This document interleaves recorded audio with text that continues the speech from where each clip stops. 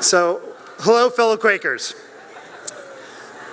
My heart stopped for 19 seconds this summer. I did survive, which is great, because I would have hated to miss out on the recent Red Sox World Series victory. But the experience led me to think about something that so many people say about their lives. Quote, I have no regrets. To put my response in terms of today's students, WTF.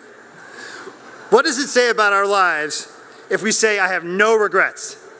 Have we set a high enough bar on what we hope to achieve?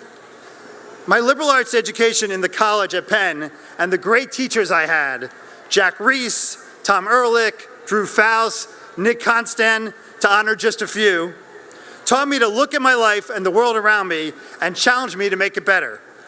When I hear someone say, I have no regrets, I recognize they may be acknowledging a limitation of time or resources.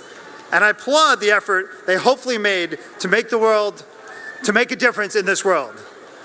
But I hope they feel some regret. We're still not where we want to be as a society.